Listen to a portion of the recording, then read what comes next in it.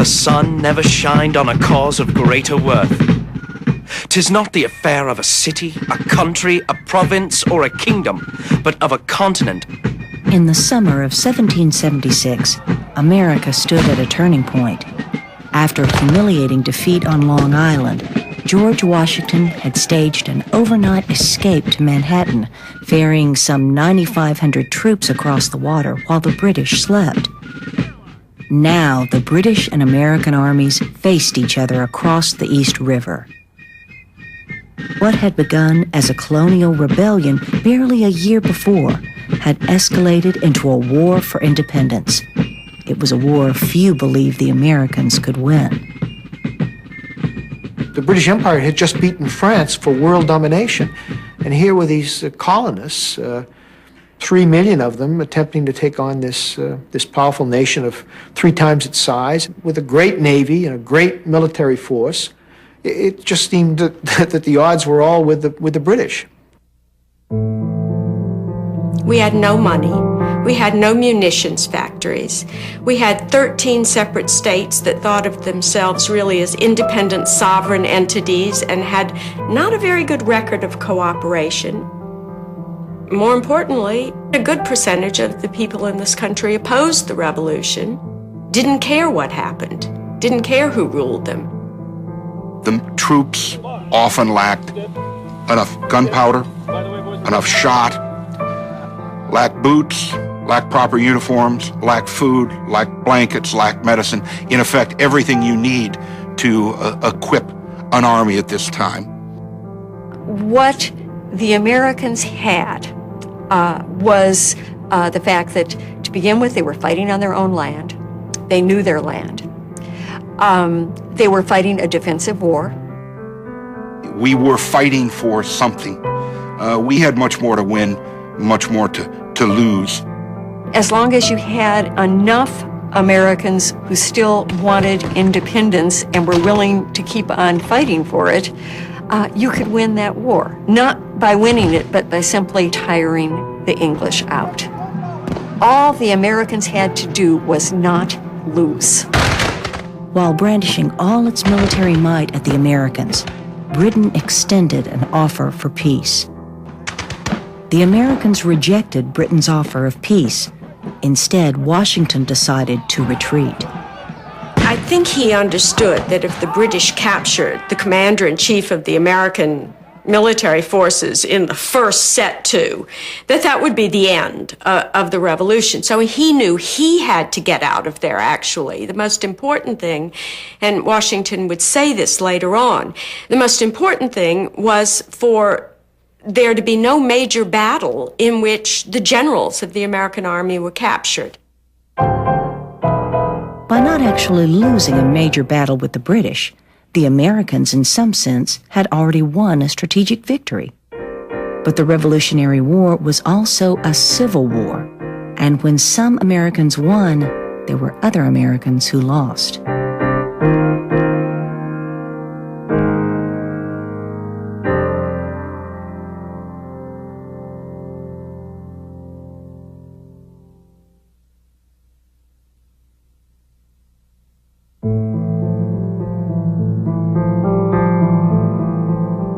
Washington's retreat from New York may have been sound strategy, but it didn't inspire confidence in his military abilities among the rank and file.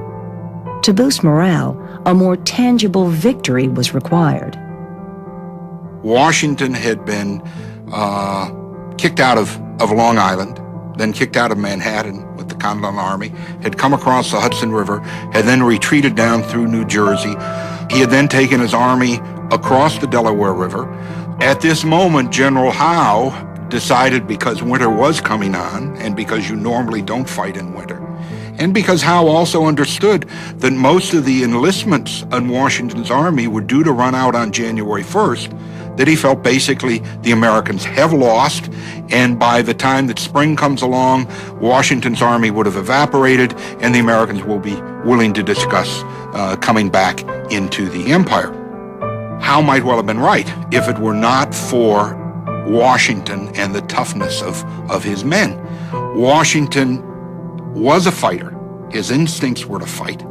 And so when he saw that Howe had divided his forces in sort of penny packets, as the British often referred to, through New Jersey, he saw that the German forces in Trenton, which numbered a bit over 1,000, were exposed to a possible American counterattack.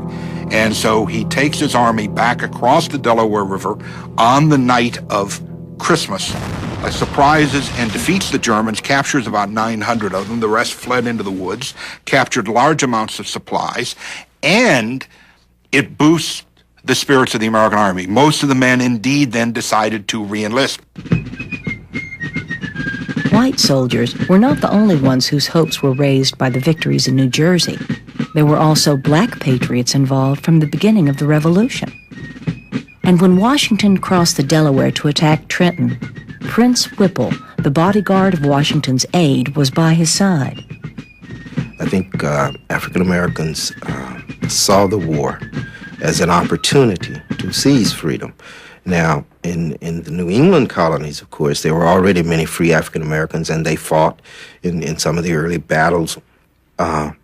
As the war continued, though, I think African Americans were cheered by the commitment to liberty and equality, and certainly they expected the war to, in some way, assist them in achieving these things. In every human breast, God has implanted a principle which we call love of freedom. It is impatient of oppression and pants for deliverance. From the slave's point of view, freedom was the biggest incentive to fight, and at first, only one side was offering. Lord Dunmore attempted to slow the American advance by appealing to African Americans to leave their owners and join the British cause, promising them freedom as a result of that. And as a consequence, many African Americans joined the British cause, and the Americans didn't offer. In fact, it was Dunmore's proclamation that encouraged Washington to change his policy. After 1776, free blacks were officially accepted into the Continental Army. Some states also allowed slaves to enlist. Only South Carolina and Georgia refused to allow blacks to serve in the Continental Army. In these states, a slave's only hope for freedom lay in joining the British.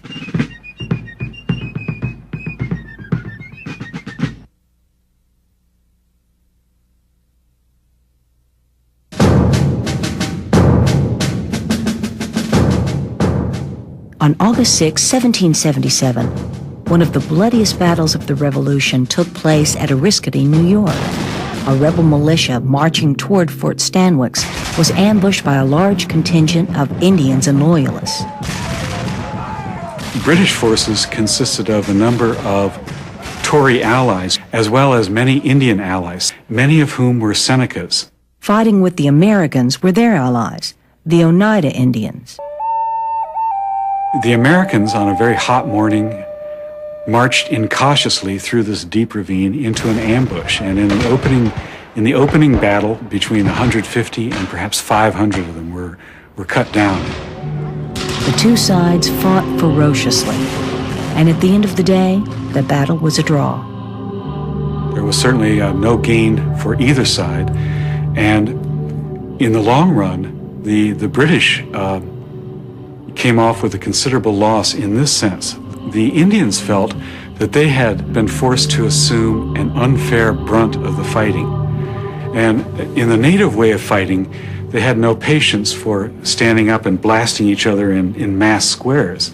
The loss of anyone was an irretrievable loss that required replacement and mourning. Indian disaffection with the British would have larger consequences for the British armies in upstate New York. One army under Burgoyne was to come down through the Richelieu River corridor that comes down through Lakes George and Lake Champlain toward Albany. And a smaller supporting force was supposed to come through Oswego, capture the American strongpoint at Fort Stanwix, come up the Mohawk Valley, and meet Burgoyne in the Albany area. The supporting force made it as far as Fort Stanwix, where they laid siege to the American stronghold. But then the siege fell apart, largely because of Indian disaffection at what had happened at the Battle of Oriskany, and it withdrew.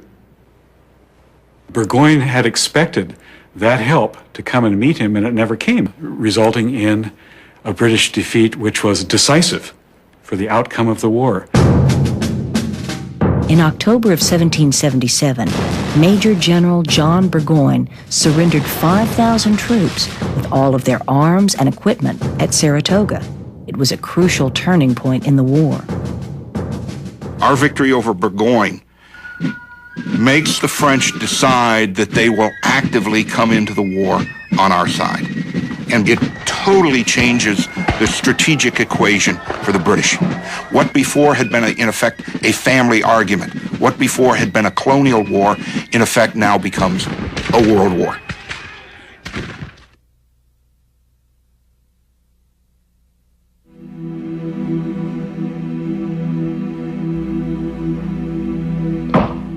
For the average American soldier, the euphoria of Saratoga was short-lived. Not long after that victory, American troops prepared to spend the winter at Valley Forge. Almost everyone has heard of the soldiers of the Revolution being tracked by the blood of their feet on the frozen ground. This is literally true, and the 1,000th part of their sufferings has not, nor ever will be told. The conditions at Valley Forge were abysmal. You have the problems of weather, cold, rain, sleet, snow. You have problems of illness and disease that struck down many. You didn't have adequate boots.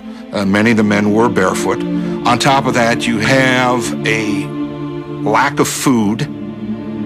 I think particularly bothersome about this was that Valley Forge, being in eastern Pennsylvania, was in the breadbasket of what was then the United States. And yet here we are, the Army, living in the midst of plenty and close to starvation. It seemed indeed to the men that their Congress had forsaken them and their own country had forsaken them. In spite of the hardships both in battle and in camp, most soldiers remained with the Army. I do think there was a commitment to the revolutionary ideology. The worth of an individual, the ideas of law and liberty justly used. I think there was also very much a commitment to George Washington as a leader. Washington had shared everything with those men. I think it's very, very difficult at times to quantify such things as comradeship within an army, the bond between a general and an army. At times, I think it is somewhat spiritual, almost mystical. I don't know that you can scientifically analyze it, but somehow there was that bond that held them together. The winter at Valley Forge showed two things about Washington. He had to show the consistency and the steadiness to just be there and to sit it out through the disease and the suffering of all the troops. And simply by being there, simply by not furloughing himself, by not going back to Mount Vernon, he could be a symbol and in that way a comfort to the troops. But maybe the most important thing Washington did at Valley Forge was to begin the training and the professionalizing of the Army. And that he did with the help of Baron von Steuben.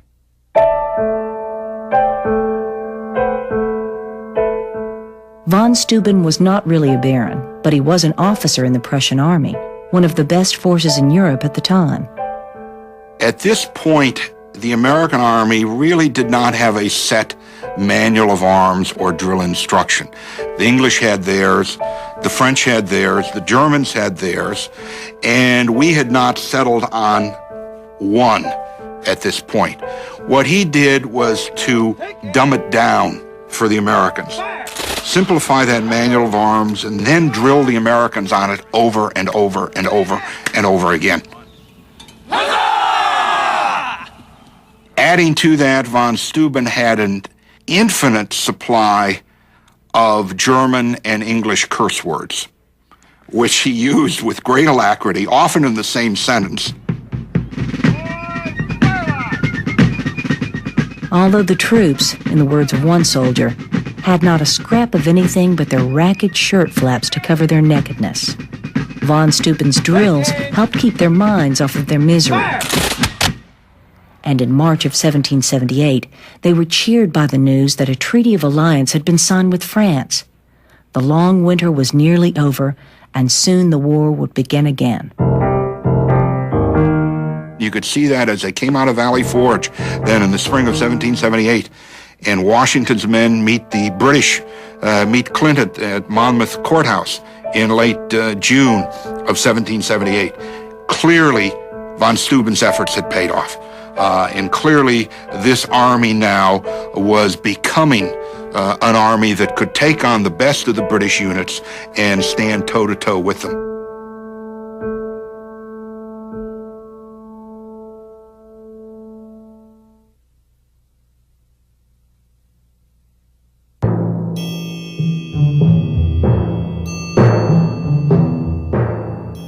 The battle at Monmouth Courthouse would prove far more important than Washington originally intended. And for 2 years, there had been a string of battles around New York and around Philadelphia. The British had captured New York, then they gone on to capture Philadelphia. Then at the end of 2 years, they realized they weren't gaining anything, really, by holding Philadelphia. So they decided to march back to New York. As they were going back, Washington decides to follow them closely through New Jersey. His original notion is he'll send a force to attack their rear guard. And there'll be a little action, a little victory, it'll look nice. What happens at Monmouth is when the force he sends out, which is led by General Charles Lee, finds not the rear guard, but the entire army. So by the middle of the day, the American plans are in total disarray. And all the work at Valley Forge of training a professional army, all of that looks like it's going to be wasted, just frittered away. When Washington stepped in, he quickly turned the situation around. By the end of the day, the Americans had taken the field. The American soldiers also had a little help from the ladies. The generic term was Molly Pitcher, and pitcher came literally from the fact that they carried pitchers of water, both to the men on the line and to cool down the cannon, because you couldn't reload it if it was so hot after it had been shot. Molly Ludwig Hayes is probably the prototype of the Molly Pitchers. She was 8 months pregnant. She was at Fort Monmouth, and in fact, her husband was wounded, and she took his place at the cannon. So she not only served the men, but she actually fought. And we know there were lots of these Molly Pitchers who saw combat because they all sued the government for military pensions afterwards. Patriotism in the female sex is the most disinterested of all virtues. Women raised funds. They went down the streets of New York and Philadelphia and Boston and other cities collecting pewter pot and candlesticks that were melted down to make ammunition. You see country boy farmers marching in silk shirts because wealthy women have taken the cloth they were going to use for ball gowns and turned it into military uniforms. They were spies. They were saboteurs. Many a woman burned her own home and destroyed her crops so that the British Army couldn't feed off it, and vice versa. Loyalist women did the same. There's a famous story of a wife who wrote her husband, first 3 months it said, "Your farm is doing well." 3 months later it was, "Our farm is doing really well." And a year later it was, "My farm is doing really well."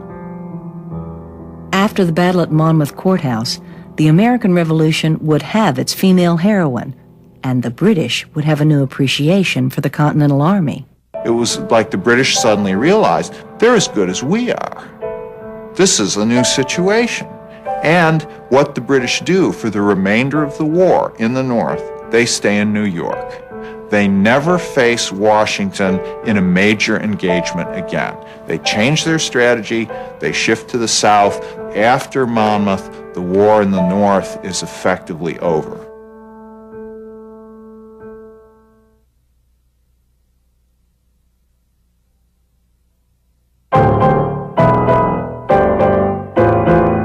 Beat Americans with Americans! This was a popular slogan among armchair strategists back in England, and by 1780, after the British captured Charleston, South Carolina, it became official policy. The British had shifted the war to the South, hoping to enlist the aid of the Loyalists they believed were rampant among the population there. There weren't as many Loyalists there as people thought there were. There were always exaggerated ideas of how many Loyalists there were every place. And there were a lot of Loyalists in the South. Most of the people were not really Loyalists, but what historian Ron Hoffman calls the disaffected. These people were going to fight against whoever messed with them, and sometimes they fought against the English, and sometimes they fought against the Americans. The war that raged in the South was fought very differently than it had been in the North. Here, groups of militia and loyalists butchered each other in brutal guerrilla war. General Nathaniel Greene earned the nickname the Crab for his hit-and-run tactics. His undermanned army scuttled in, sniping at the regiments of British under General Cornwallis, and then scuttled away again. We fight, get beat, rise, and fight again.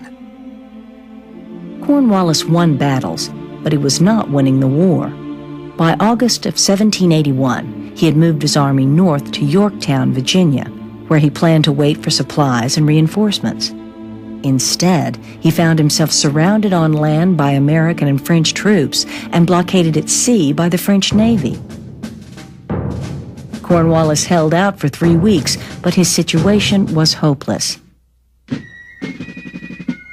So, on October 17, 1781, exactly 4 years after Burgoyne's surrender at Saratoga, Cornwallis raised the white flag.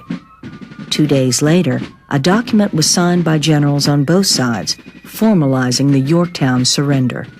It was as if some great hand of destiny demanded that it all come back to where it had begun. Because there at Jamestown, the British had stepped onto the continent in 1607. And now, only 15 miles away, the British will step off of the continent. Little wonder that some Americans would later feel that destiny had a particular interest in the United States. One of the British officers wrote back to England and said the British Army is like an iron hammer. Now, the iron hammer seems so strong, but if you throw that hammer as hard as you can into a silo of shucked corn, it bends a couple kernels out of shape, but the hammer sinks down in that shucked corn and as soon as it's surrounded and you never see it again. They could hold New York City or Newport or Wilmington or Charleston, but if they went in the interior ended up holding them. Another, I think, key reason they lost the war is the French and then the Spanish made it a world war. And it became, from a military aspect, infinitely harder. And lastly, their leadership was not good. It was uncoordinated. It was lethargic. They were simply too confident. And so I think it's also a case of overconfidence, British pride, British hubris. Now, as to why we won. One, French aid. I think it was very, very important. Secondly, the American ideology. Again, we had much more to win and much more to lose in this war than the average British soldier. And I think the role played by George Washington. I think Washington, again, was that glue that held the Continental Army together. And as long as the Continental Army held together, Britain could not win the war.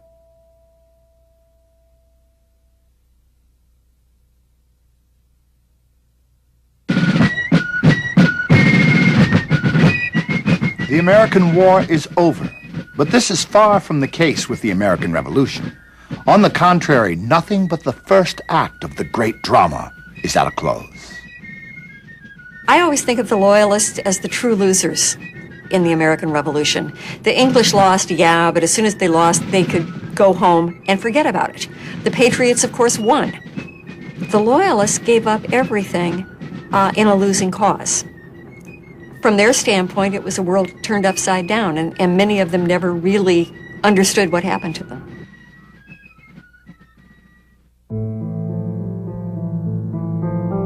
Before the Revolution, women were thought of as incapable of rational thought.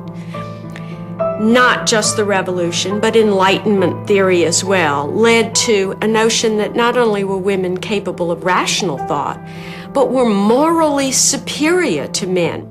And what this leads to in practical terms is a revolution in women's education.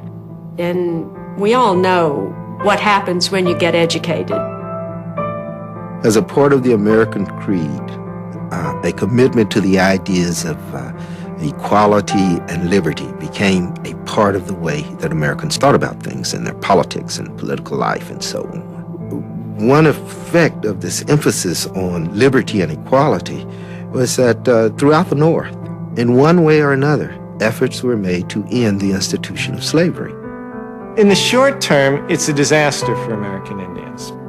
The Americans tell them, your land has been surrendered by the British. And here the Indian peoples are absolutely shocked. They weren't defeated. The British had no right to cede these lands, and yet they find themselves now treated as a conquered people by the United States. All of the consequences that flowed from the creation of new governments, which had all kinds of social and cultural consequences, create a world by the early 19th century which is totally different. Richard Price, the Unitarian minister and political radical in London, says this is the second greatest event in the history of the world, the birth of Christ being the first. So there is this extraordinary sense, I think, among people that something important has happened.